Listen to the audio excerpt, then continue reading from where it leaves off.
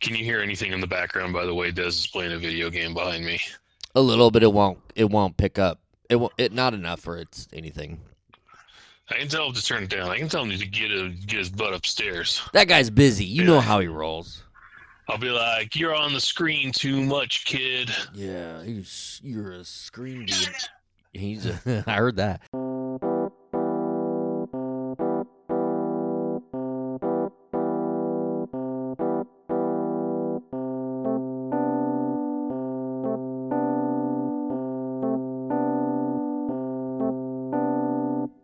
Welcome back. It's a brand new episode. This is Laugh at Me, a podcast with Jeremy Odem. I'm your host.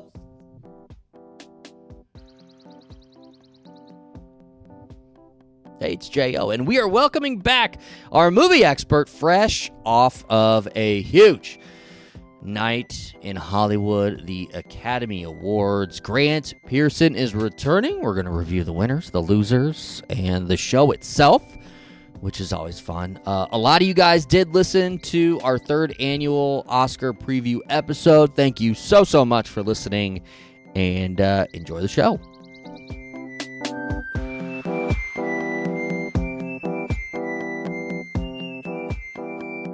I was born ready. You were born. This is literally what you do. So the Oscars last night this is the big recap episode. And I put big in air quotes. That's probably appropriate, right? Yeah, I think that works. Yeah. It was definitely an awards show with awards handed out. Those were things that happened. They did do that. That's it was a weird, to me it felt like a weird, it was very glitchy. It was very, like, the presentation and the show itself, it was odd at times. Yeah. Conan was there great. Was literally a time where Conan was standing there, like, talking to people in the audience, not realizing he was live on the air. I know. It would have been actually funny probably to see some of the people in the like in their homes watching, because I was going, "You're live, you're live, you're live, you're live. Don't say anything stupid." Like, Conan, I'm a fan of yours. I don't need you going down for this.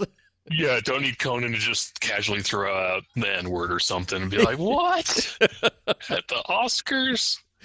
Yeah, I was concerned. But that happens. They come back, no one tells the host, or they come back too soon, or whatever. That we've seen that before. But, man, it felt like he was out there just dying. Yeah. Yeah, well, I mean, Conan is, like, known for just jokes that don't land as well.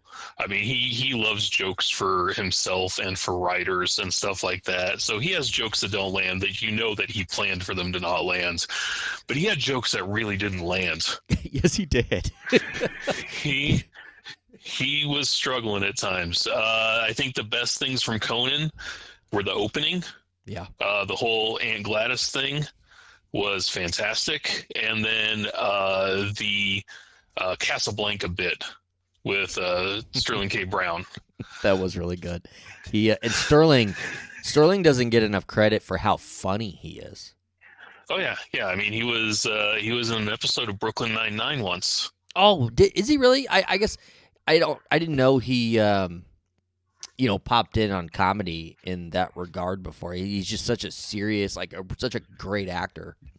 Yeah, absolutely. So, but yeah, the show overall, I would call it messy. Mm-hmm. That's probably a kind way to put it. Having watched numerous Oscar telecasts, this was definitely one that seemed to be glitchy. I do like the fact that when the people from Bridesmaids were up there presenting sound awards, that their sound kept cutting out. It's just like, oh, this is a perfect time to showcase how great sound is when you can't hear two of the five people that are talking. Dude, that was just the Oscar gods really playing a prank on that one. Yeah. For a show and an award show that never gives credit where it's due to comedy, that was perfection. Yeah. Basically, it seemed like they were already on YouTube. That's what it comes down to. Like, they were just practicing for what it's going to be like to have a YouTube production budget, and yeah, this is where they ended up. So The YouTube bit that Conan did, where the ads kept cutting in, it was Jane Lynch doing yes, the flashlight, the tactical flashlight gag. That was funny. I did enjoy that. that was good. That was good. I'll give that one. Whenever he had somebody to work off of, I guess is probably the best way. Is he did really good when he had somebody or something to work off of, but his own bits were just not up to Conan's standard, I suppose. So Conan, the opening, you talked about the opening. He's known for this. When he hosts award shows, he's done many.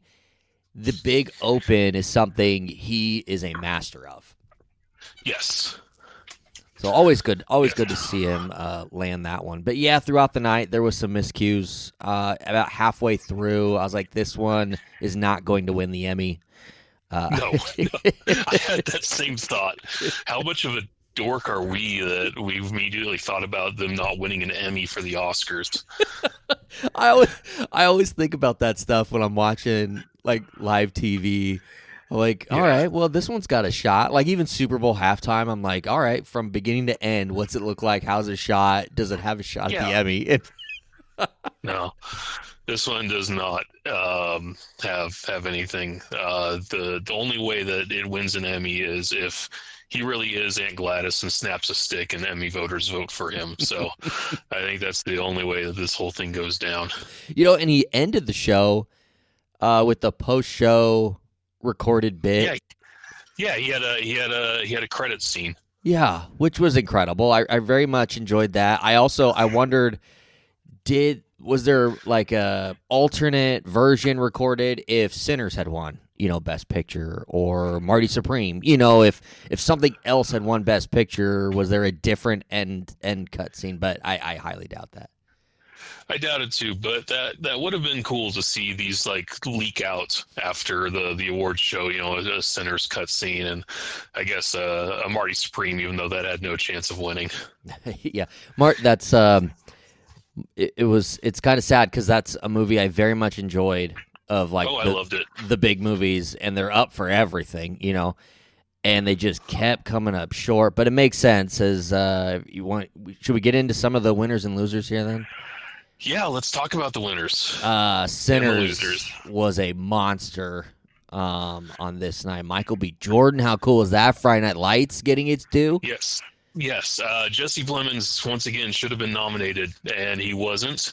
But he was there to cheer on his Friday Night Lights co-star as he won, which when I was first on doing this before the Oscars, I don't think I even mentioned Michael B. Jordan as being a possibility. Correct. So I completely dropped that one. But when I did my ballot last night, I did put down Michael B. Jordan as the winner because everything just seemed to shift that way. Timothée Chalamet shot himself in the leg. Leonardo DiCaprio just seemed to not be getting any awards. So I'm like, this is time for Michael B. Jordan to get awarded for all of his good work. Man, a lot of people, and you brought up Timothée Chalamet shooting himself in the foot there. He had the big controversy where he and I don't even know if it became a controversial comment that plays and musicals and kind of that world isn't thriving. I mean, there's no surprise there, right? I'm sorry, what was that? Like plays and musicals, Timothée Chalamet's comments there. I mean, there's no surprise there, right? That the basis of what he was trying to say. No. I mean, I think I get what Timothée Chalamet was going for, and it just didn't work right. Yeah, But nothing against ballet and opera. I love ballet and opera. I'm a cultured person who goes to those things all the time. Except for that I don't. What do you wear when you do? What do you wear when you go to live theater? When I go to live theater, I probably wear like a polo and some khakis. Okay, that sounds all right. What do you wear when you don't go to one of those things? Usually wear like a polo and some khakis. Okay, yep, that's fair. So Timothée Chalamet, is he lining up to have kind of the mirroring career of one Leonardo DiCaprio? I think so. I think he's going to be going at it for a while, get kind of nominations or even overlooked for nominations, and then eventually finally win after however long it'll be. He's a good actor. He deserves to win at some point for something. It really should have been Marty Supreme. I mean, it really should have been his night last night to do that. I don't know what the next one will be for him that will get him a nomination. But yeah, he really should have got it last night. Nothing against Michael B. Jordan, but it was really Timothy Chalamet's to lose, and he lost it. How funny would it be if it's actually Dune 3 that wins it for him? Get a Return of the King situation where Dune 3 just sweeps through everything. Wouldn't that be something? Leonardo DiCaprio wasn't picking up awards. He's picking up nominations left and right. Wasn't picking up wins along the way. Certainly didn't win this one, but he had a big moment in the show. We've got a brand new Leo meme, so that was fun. Yeah, that's always good. You need more Leo memes. But Michael B. Jordan, I also picked him for the winner in our bracket pool, so that was cool. Yeah. One battle after another, though. We got to go on to one battle after another. That was the big winner. Six different awards it picked up. Yeah, just an absolute beast. And there's not only did they pick up those 6, they arguably could have had even more if there wasn't such a center swing, because I don't know. You go down, you look at Leo, and in post the awards, you go, well, I mean, Leo was kind of gypped there. He had a heck of a performance. And then Best Supporting Actor, Benicio del Toro could have won this thing, but then Sean Penn did, so the movie did pick up an award. I mean, it was just incredible, this movie. Yeah, it's a really good movie. I'm not sad that it won the awards that it did, but yeah, it could have had even more had it not been for some of those technical categories that somehow just kind of go around to different places, where Frankenstein ends up picking up 3 awards, and F1 gets sound, and all kinds of different things end up happening in those not lesser categories, but lesser categories. So does Avatar picking up their one award in their one category of nomination kind of fall into your Suicide Squad theory? Avatar, I picked to win that category because it won it the last 2 times it was nominated, so I assumed it was just going to win it again. Because you got to make people blue, and the only other movie to make people blue was Sentimental Value. That's great. That's a joke about people being sad. Yeah, that was pretty funny. Okay, so Sean Penn picks up Best Supporting Actor and then doesn't go to the award show. Instead, he was hanging out with the leader. Yeah, he's in Ukraine doing Sean Penn things, which I guess good for him. Yeah, that was odd to find out where he was at afterwards. It's like, oh, of all places, I suppose I would not have guessed that. I assumed he was just at home, not wanting to be at the Oscars because he's Sean Penn. Instead, yeah, he's out. So he took shots from the crowd for not showing up. Do you think he lost some points with the Academy for just no showing? No, I think that he will continue to do whatever he does. However much he has left in him to want to be. Because he hasn't been in tons of movies recently. True. He hasn't been, constantly putting out product. I think he's putting out, at this point, things that he wants to do. Things that he fully believes in is I think where he's at this point in his career, and however many movies that is left, we'll have to see. I mean, when you're busy, changing the world, it's hard to fit in work. Now, the big winner for the night for me was one of the movies that was guaranteed to win the 2 categories that it was in, and that is K-pop Demon Hunters. Oh, yes. Huge. I mean, overwhelmingly the favorite, right? I mean, who else? Who would pick anything other than K-pop Demon Hunters? We'll talk about that in a little bit, Mr. Zootopia, too. But, K-pop Demon Hunters won 2 awards, which is more than Begonia, F1, Hamnet, Marty Supreme, The Secret Agent, Sentimental Value, and Train Dreams. Jeez. All those are nominated for Best Picture, and it won more than all of those movies. If there wasn't an argument for K-pop Demon Hunters to be up for Best Picture, there certainly was after. Yeah, I mean, the people went nuts during the performance of Golden. They had lights for whatever reason, and my favorite thing is just imagine Leonardo DiCaprio sitting there with one of those lights, being like, "What the hell am I doing with this?" He seemed like the uncle that was forced to go to the big event. You know, he's at the wedding. He's there. He's not. He don't want to be there, but he's gonna put on his best face and smile. Yep. But he's there. Yes. Like if Sean Penn was there, do you imagine he would be waving a light to K-pop Demon Hunters? Oh no, he'd be at the bar. He would be at the bar. He would excuse himself and go to the bar. There would have been a Michael B. Jordan seat filler. Yes. In his spot. So K-pop Demon Hunters Weapons got an award for Best Supporting Actress. That was awesome to see horror pick up an Oscar. Yeah, I mean, you had Frankenstein win 3, you had Sinners win 4, you have Weapons get 1. I mean, there is a lot of representation from that side of, I mean, Frankenstein is horror-ish, but it still falls into it enough for me to be happy that 8 awards went to something horror-related. Horror is, it gets a bad rap from the Academy a lot of the times. I've mentioned it before. Toni Collette for Hereditary should have been nominated, probably should have won, but did not make it into there. And so seeing Amy Madigan win for Weapons is it was fun to see.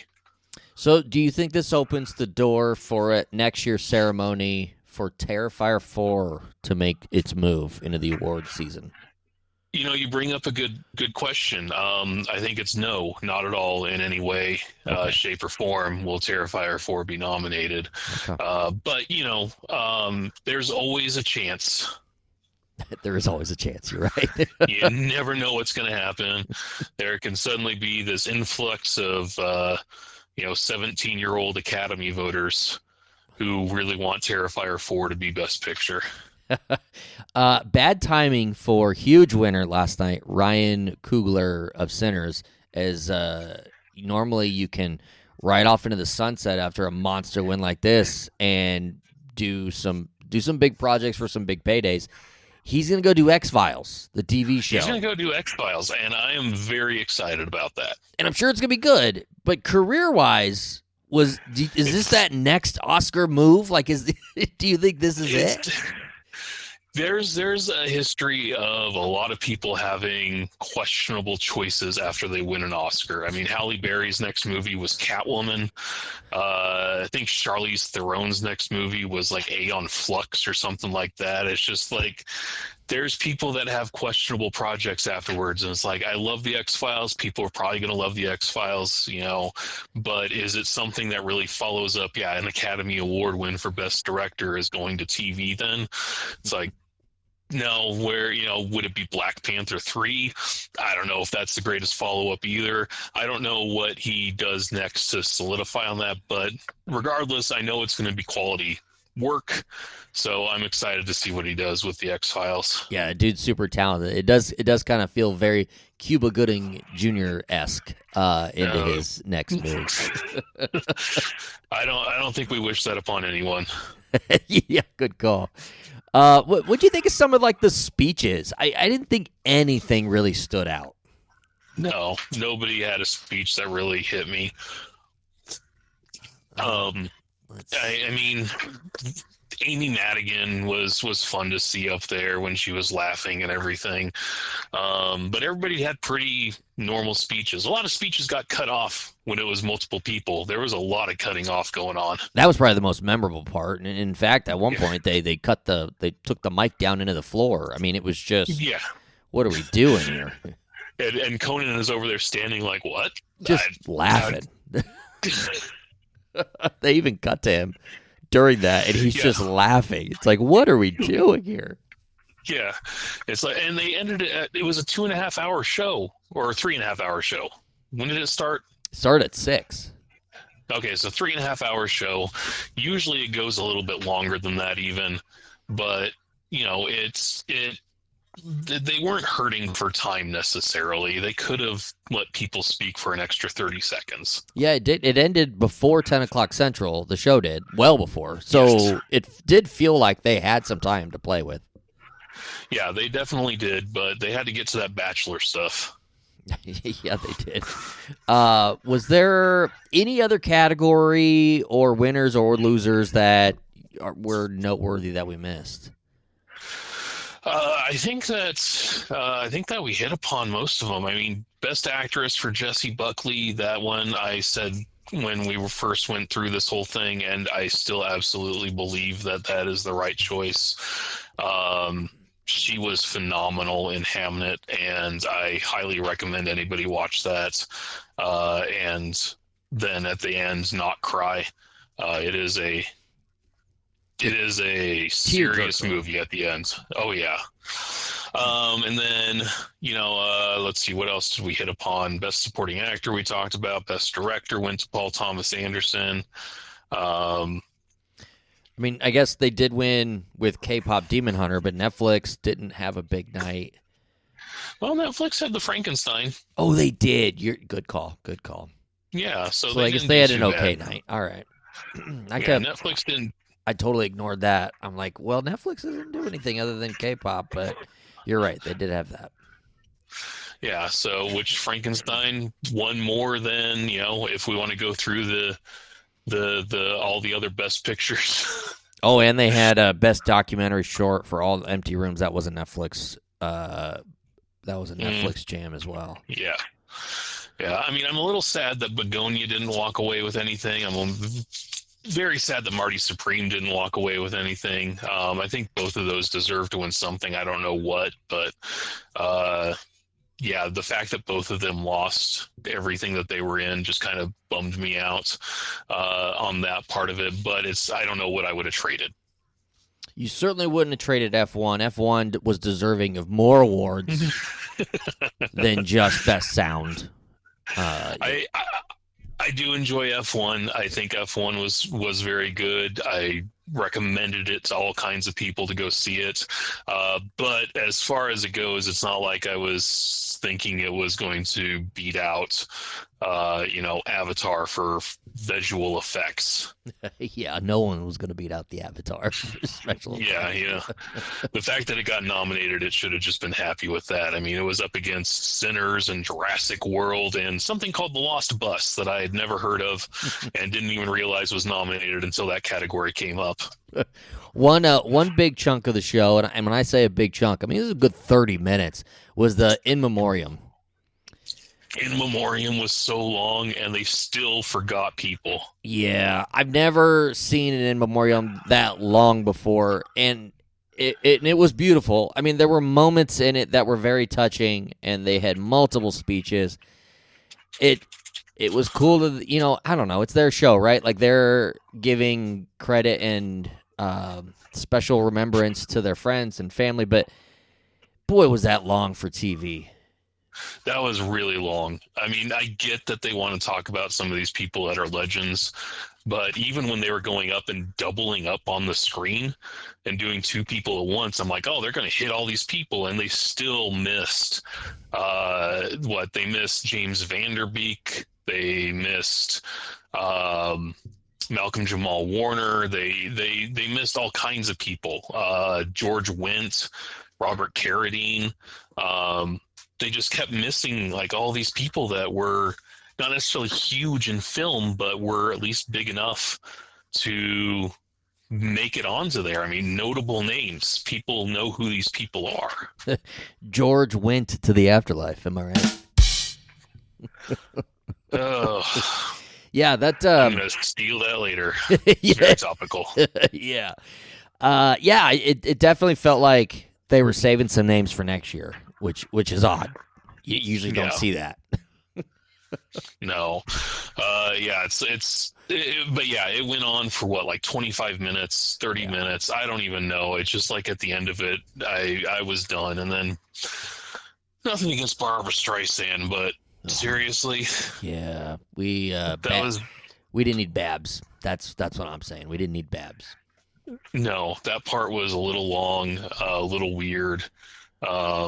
Should not have happened the way it did, but it did. Whatever. I mean, it's what, 20% of the show was in Memoriam.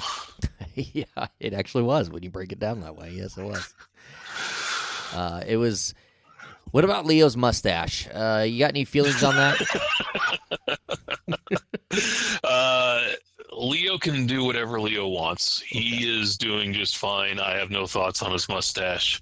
If he wants a mustache, go for it. If he wants a goatee, go for it. If he wants to do that little piece that's under the nose that's kind of the Hitler thing or the Michael Jordan thing, go for it, Claim it back, I guess. One part of the show that I feel very much bombed was Iron Man and Captain America's little bit. Oh yeah, that didn't work. Oh, that was not good. Like, that's when keep the comedy for the comedians. Like, that was bad.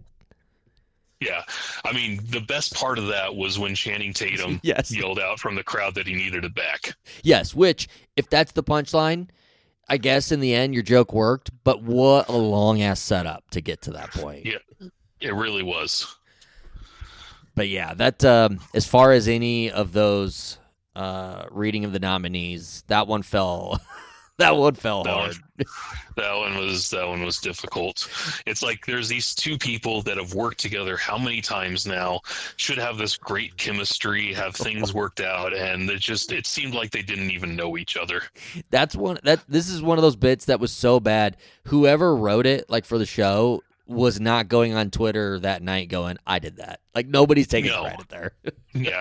It was like, I did the Iron Man Captain America thing. What did you think? Yeah, that's pretty brutal. But yeah, I mean, it's always fun. I mean, I enjoyed watching the show. It's good to put a bow on the awards season there. But anything else? What did we miss here?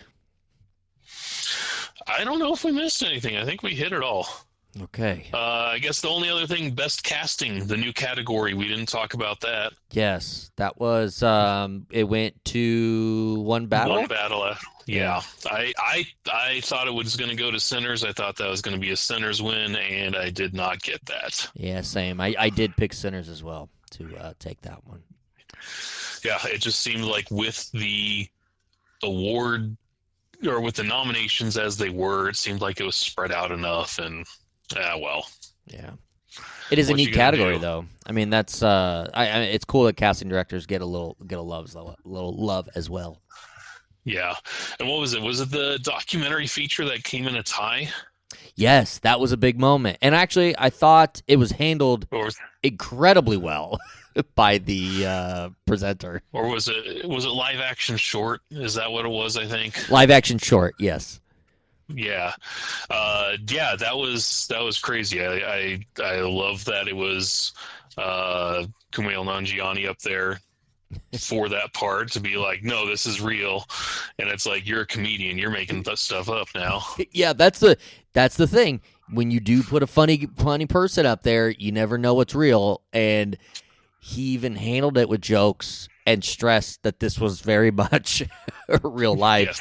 Yes. But it was funny in how serious he took it when, best live action short, the singers and two people exchanging saliva. And it was funny. He's like, we're going to get through this. And I'm like, this is some serious thing. Like somebody read off the wrong winner or something, like. Yeah. Yep. Which would never happen at the Oscars. No, never. Nothing like that has ever happened. But yeah, that was definitely a very memorable moment of the. Yeah. So. Speaking of things to remember, though, the Razzies also happened this last weekend. Oh, yes. Good transition, because we are also talking about the worst of the worst from the year. And holy cow, did we find out overwhelmingly. War of the Worlds. War of the Worlds, which you called out when we did the preview episode. that War of the Worlds was going to be the big one, and it did not disappoint. No, I mean it's. Have you watched it yet? Not yet, but it is. I'm No. certainly going to watch it. Oh yeah, no, I absolutely encourage everyone to watch it because it is terrible. It is just something that you can't describe to people. You have to actually experience it to understand how bad it is. I mean, Ice Cube doesn't actually interact physically with another human. He's never in a scene with somebody. He's recording the entire thing over COVID in a room. And they did the rest of the movie later or something. I don't even know how it went down, but it was just him reacting to nothing for an hour and a half, and it's got to be seen to be believed. And you got to think, if an actor carries screen time like that and is being talked about around Oscar time, good things are happening. But instead, he picks up Worst Actor of the Year for his performance there, and along with Best Picture as well. It's fun because the Razzies only have 9 categories. Yes. And unlike the Oscars, which had 24, and War of the Worlds picks up 5 of them. Yep, 5 of them. Yeah, it's a special thing to be able to a movie like, have you seen Buried with Ryan Reynolds? I have, actually. I very much enjoyed that movie. Yeah, that's a movie that's entirely about one person and the things that they're going through, and it works out well. It didn't work out to get him an Oscar or anything, but it was like, okay, he's carrying this movie. He's doing a good job being the sole character in this movie. I felt War like of the World. That movie brought some high tension levels. Oh yeah, absolutely. And it's the same thing. Not to give any spoilers to this movie, but Undertone that just came out. Okay. It's really, you see 2 people. You talk to a lot of different people, but you see 2 people the entire time of the movie. Does it gives off a little bit of that Skinamarink vibe? Is it anything like that? Not at all. Well, okay. Goodness. Some people have said that some parts of it are like that in the sense of being focused on sound and stuff, but It is a much, much better movie than Skinamarink. Nothing against the people out there that love Skinamarink, but that's a painful one to get through. Yeah, Skinamarink was awful. But yeah, but there's people that can pull off being the only person in a movie. Ice Cube is not one of those people. That's what this is all coming back around to, is that you do not put all of your money on Ice Cube being the star and alone and having to really act. That's not his thing. We'll just leave it at that. Yeah. He would be better off, as one of the 7 dwarves that also lost at the Razzies, or won at the Razzies, or whatever you want to call it. Worst screen combo was all 7 dwarves. Yes. So he managed to not win that category, but it's once again, I encourage everyone to watch it just because it is this just thing where there's people behind this movie that really believed in it and tried to do a great job, and it fails so spectacularly that you're like, none of these people should ever work again. It's over. Yeah. those little dwarves, they took home worst supporting actor and worst screen combo, so they had a big night. Yeah. I wonder if they showed up in person. Oh, 6 of them. One was meeting with the president of Ukraine. Yes. Worst actress. I was excited to see Rebel Wilson took that home for Bride Hard. That was very well deserved as well. I have not seen The Bride Hard, but given a lot of her recent movies, I can see where she would absolutely end up in that situation. Yeah, if you want to know what it looks like on the complete opposite end of the world for Rebel Wilson, Melissa McCarthy was at the Academy Awards. So there you go. Yes. Well, Melissa McCarthy's been nominated for 2 Academy Awards. Yeah, she knows. That's what I'm saying. It's a complete opposite. Yeah. Yep, that's good stuff. Yep. All right, well, the Razzies. Well, we did our We did our pool like we do every year, where we pick the winners, and and then we follow along through the whole show, and then at the end we put it together. 24 categories this year. So this is one winner. Yep, we gotta set this up with this isn't just the two of us. No. This is also each one of our spouses. Yes, and our children and the kids. So there's the kids have joined in on this. So there's 7 of us going for this out of the 24 categories. How do we want to present this? So did Des at one point you were giving an update on your guys' scores, and you said, and Des is in the basement. So did he just give up on the show altogether? He gave up for a little bit and then came back up and watched the rest.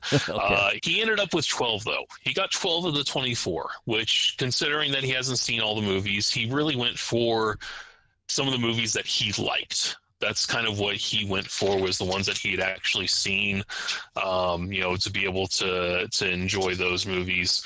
I think it killed him on Best Animated Feature to not vote for Arco or Zootopia 2, because both of those movies feature Andy Samberg, who is his personal hero. Mm-hmm. But he did put K-pop Demon Hunters, even though it killed him to do that. Yeah, that's the obvious choice to take K-pop Demon Hunters there. Yeah, and anybody that picked Zootopia 2 for that one, man, what were they thinking? What an idiot that person would be. No chance of winning. So Hattie, she handed in her sheet literally as the show was, Conan was in his opening monologue, and we never saw her again. So, but she got 7 out of 24 correct. So she was putting that together quickly. Braden, on the other hand, very much in the thick of things throughout the show, ended up with 14 out of 24 correct. Was very much distraught that Marty Supreme wasn't the big winner for the night. Yeah, I mean, I can see that. I mean, I really did like Marty Supreme. And like I said earlier, I wish I would have. But unfortunately, your son banked on that and didn't work out. It just didn't work out. Well, and Kathy, so she was dominating a lot of those technical categories.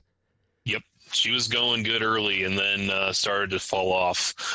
She was ahead of us a little bit for most of the night. And then me and her actually ended up tied at 18 out of the 24. Okay, 18. And Ashley also had 18, which leaves one. 18 is a really good score. I mean, out of 24 categories. No, 18's a great score. 18's great. I think 18 makes you a winner. Yeah, 18 should make you feel good and, really want to boost your self-esteem. Feel that 18's a good number, unless you're going up against somebody who got more right. Yeah, which there's no way anybody got more right than that. Imagine picking Zootopia 2 to beat K-pop Demon Hunters, which I did. I took a chance, okay? You have to take some chances in this thing. And that's sometimes you have to look at a category or a couple and be like, I'm going to go the road less traveled. And that is so if things go south, I might be able to catch up in some categories. Yeah. I got that one wrong. K-pop got swept its 2 categories. But yes, I dominated the rest of the field. 19 correct. I really regretted that Zootopia one because popping that 20 would have been sweet. That would have been good, but you didn't. You just got 19 like some loser or something. So it pays to know a guy who watches all the movies and I can pick your brain. and then go ahead and take it all. Yeah, you should have listened to me on like Best Actor, gone with Leo or Timothy. Yeah, I should have. I really wanted to pick Timothy Chalamet there, but man, all the momentum was on Michael B. Jordan. Everything was going Michael B. Jordan, yeah, and everything was going your way. You ended up beating us by 1. You know what? That's all it takes to win, though. What actually swung it for me? I mean, the momentum was there. I kept the thing that was in my head was that the voting was done. They kept saying the voting was done before the controversial comments, and I'm like, okay, but the momentum's there. So what the deciding factor for me was, I went on Kalshi to see which way the voting was going. and it was like 60-some% to Michael B. Jordan. So that made my decision for me. You went with Kalshi. That's nice. Yeah. Sometimes you got to go to the people and just kind of run a poll. Yeah. And if there's something you love to do, it's running a poll. Oh, Johnny, thank you. Oh, that was good. That was good. Thank you. That's yeah. That's what I'm here for. I'm a bitter loser. So that's my first win in many years. Because you've been doing pretty good. I won last year, I think, right? Yeah, you did.